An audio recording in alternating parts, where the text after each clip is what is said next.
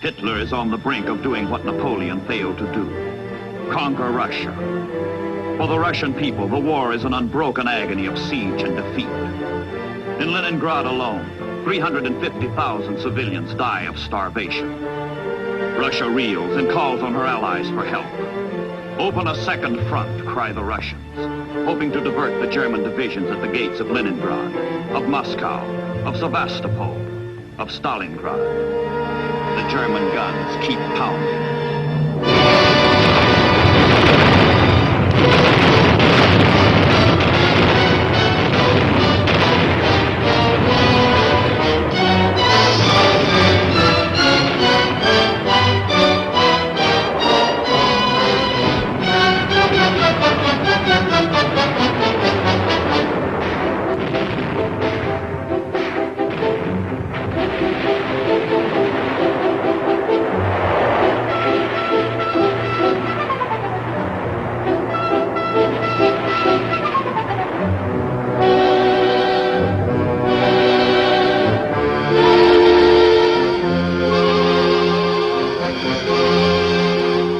Washington, the Russian appeal comes in a black hour.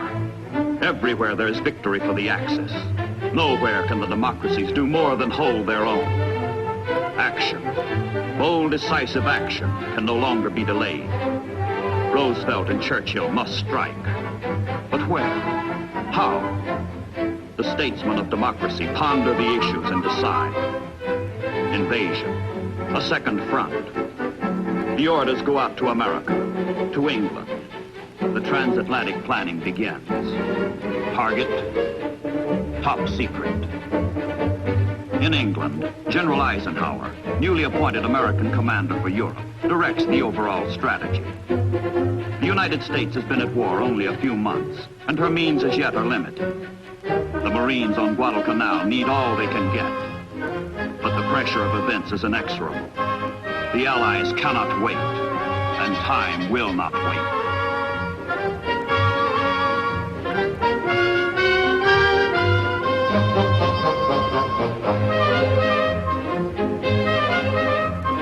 In October, troops embark at English ports for the first joint Anglo-American offensive in World War II. The troops do not know their mission. They do not know that they are one prong of a sweeping double thrust at the Axis in North Africa. The secret course is south, into the Mediterranean.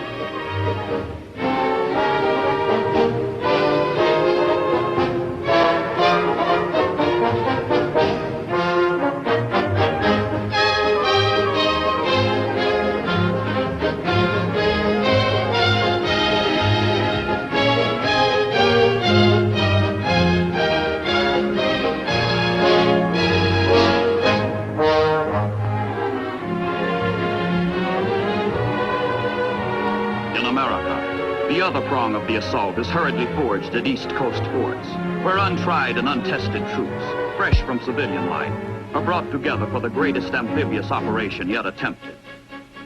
4,000 miles of hostile sea lie between the crystal sands of Virginia, the granite rocks of Maine, and the far shore of North Africa. Many of the men have never heard of their destination, Casablanca, on French Morocco's west coast.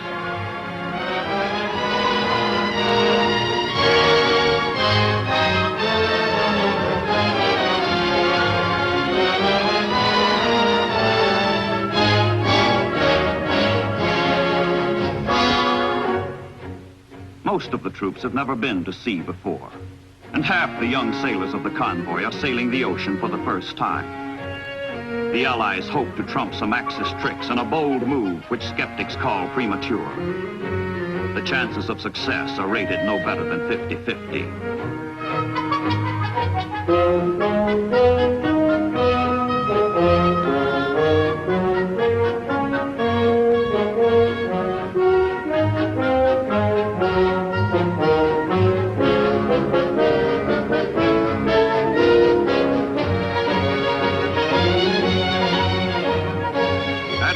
Commands the American task force.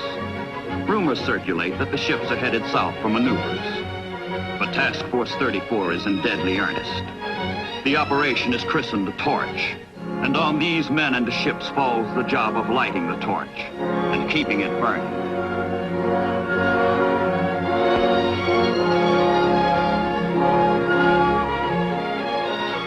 From America, from England, 650 ships and the 2 convoys plod their precarious way, converging slowly on the whole northwest corner of Africa, moving jointly toward the target. Zigzagging past the submarine packs by day, steaming straight by night, the ships make the longest voyage ever ventured by an amphibious force. Get the soldiers across the vast and perilous sea safely. Land them on the barren and uncertain beaches safely. That is the sailor's job.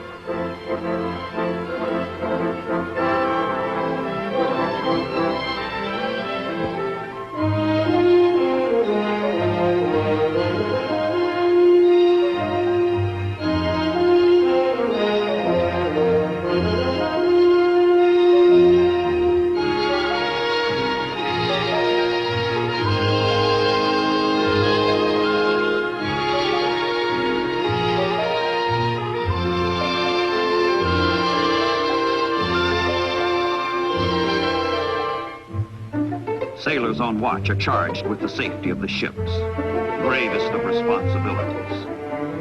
But in the transports, the troops have little to do except relax, fool around, wait, and try to forget what is ahead.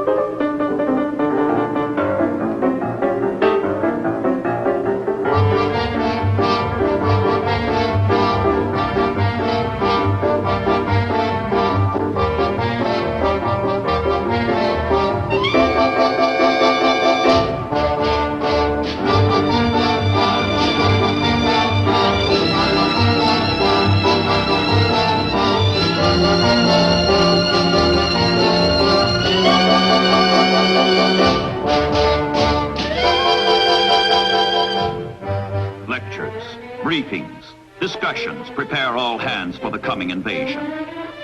The Americans come as friends, but to crush Germany and thereby help Russia, they must first wrest bases from France, a friend. The French Vichy government in Europe has pledged itself to defend its African colonies against all. But whether the French will resist Americans, how violently they will react, none can say. So the friendly convoy must sneak toward shore like an enemy.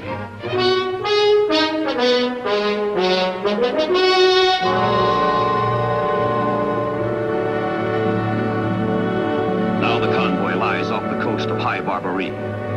Beyond lies Africa. President Roosevelt announces the landings to the French by radio and asks their help. Then General Eisenhower urges the French to turn their searchlights skyward as a token of welcome. All hands hope and pray there will be no resistance.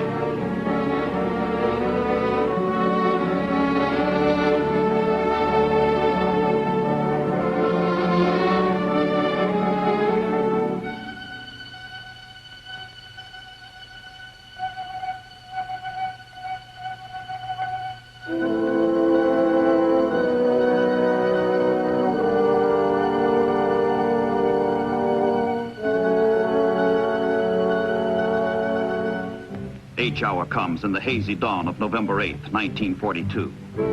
The troops go ashore, still uncertain whether they will be welcomed or resisted, embraced or shot.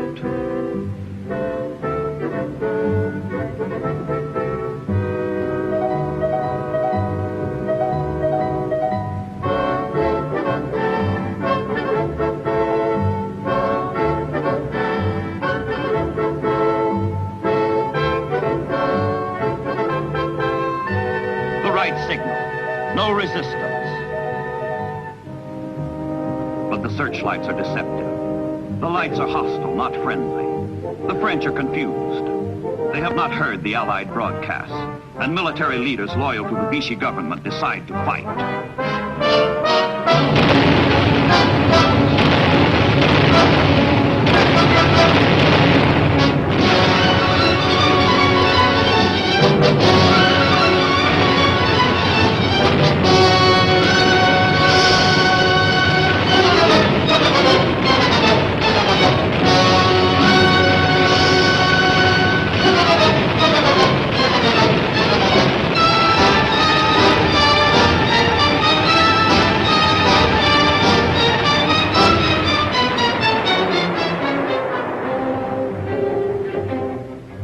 For the landing troops, no doubt remains now.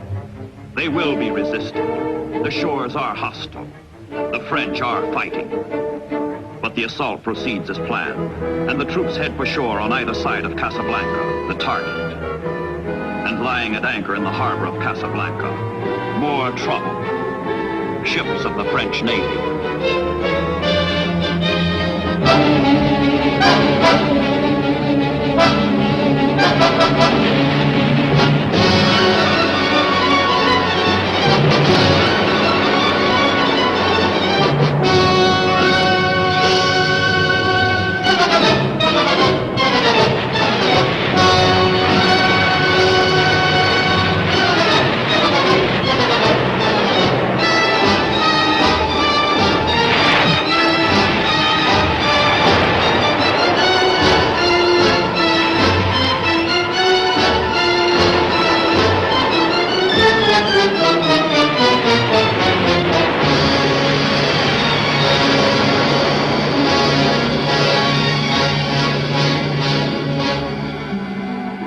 Casablanca continues for 3 bitter days before the Vichy French surrender, and the Free French and their American allies take over.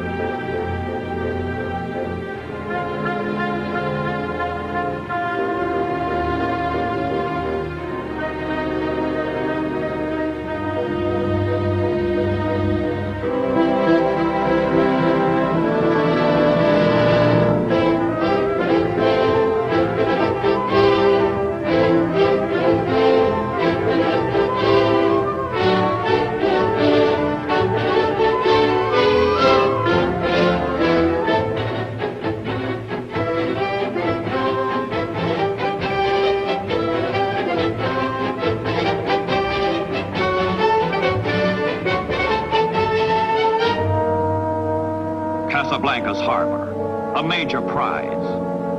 But the victory is not without sorrow. Americans and French who have fallen fighting one another are buried side by side.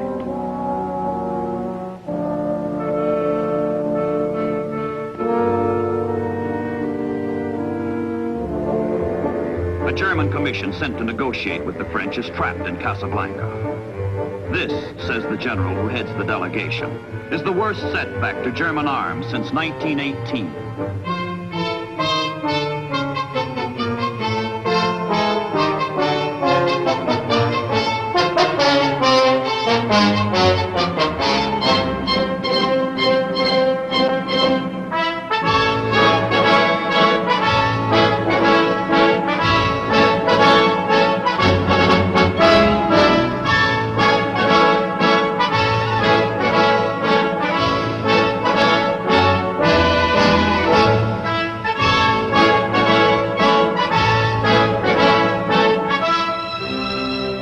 Meanwhile, the second Allied convoy slips through the Straits of Gibraltar and steams eastward for Oran and Algiers. In Oran, there are vital airfields and an important road network. Algiers is the economic, political, and military center of the entire area. If the convoy can survive the Mediterranean gauntlet of submarines and bombers, all of Northwest Africa will fall into Allied hands in one swift stroke.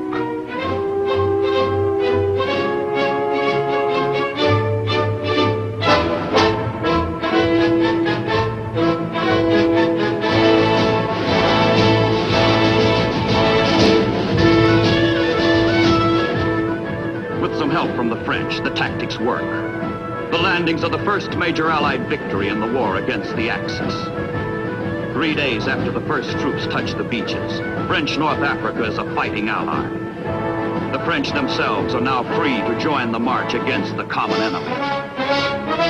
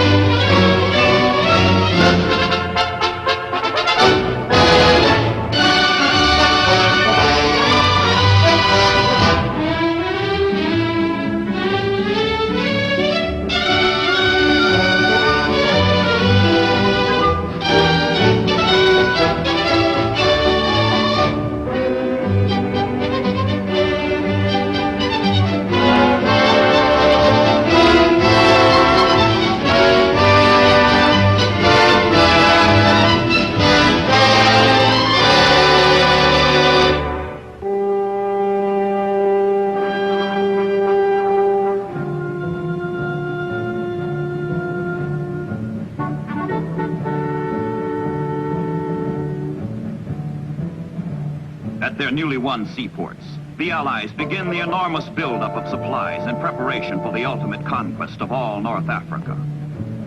General Montgomery and his 8th British Army are lashing Marshal Rommel and his fleeing Africa Corps 1,200 miles to the east.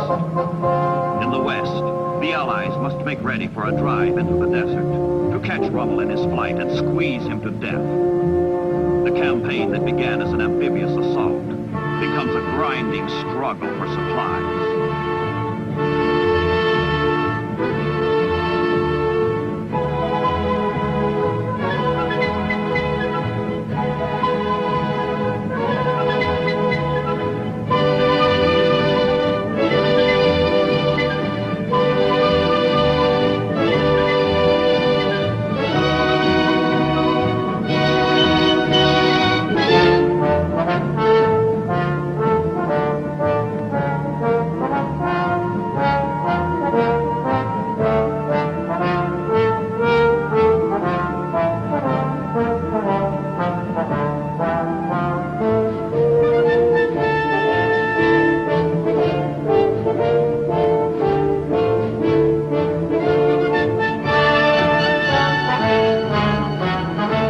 Showdown for the Mediterranean is on.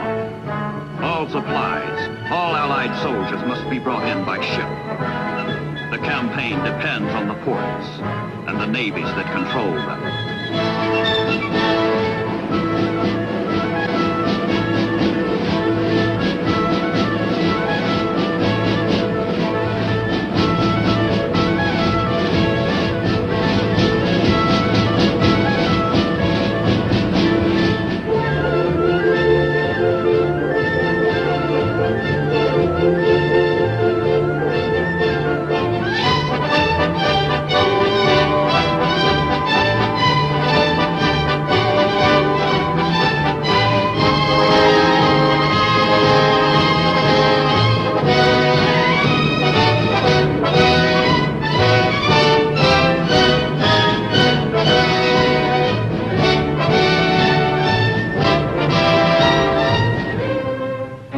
British First Army spearheads the race toward Tunis and Bizerta, key ports in Rommel's rear.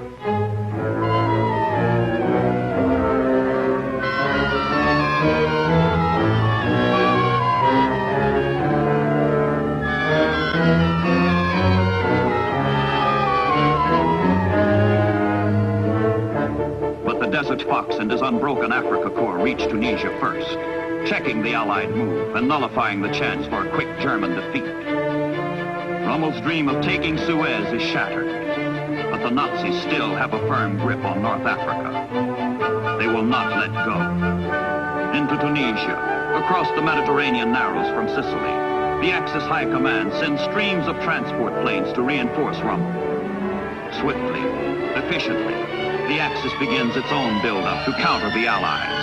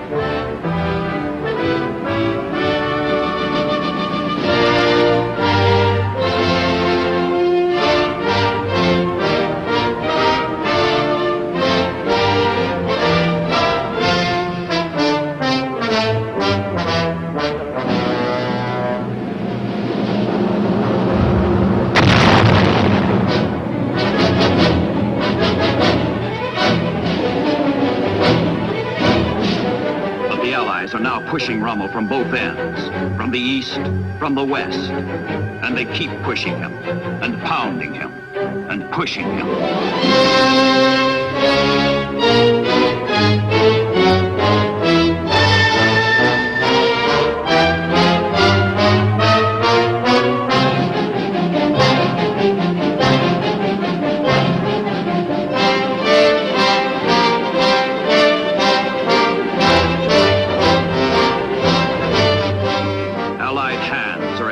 Throat. The pincers close.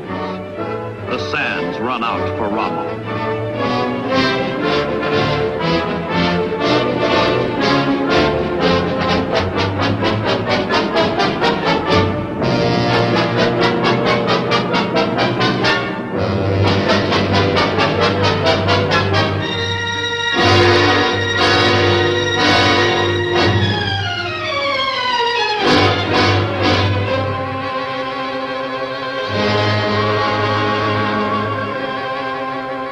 Death of the Africa Corps. End of the Axis in Africa. Defeated in the Mediterranean on sea and the sand. Its obituary is written in the names of supply ports which it could not hold, which marked the road to disaster. Alexandria, El Alamein, El Daba, Mersa Matruh, Sidi Barani, Saloum, Bardia, Tobruk, Gazala, Derna, Benghazi, El Agheila, Sirte, Guerat, Misurata, Homs, Tripoli, Sfax, Sousse, Cape Bon, Tunis, Bizerta.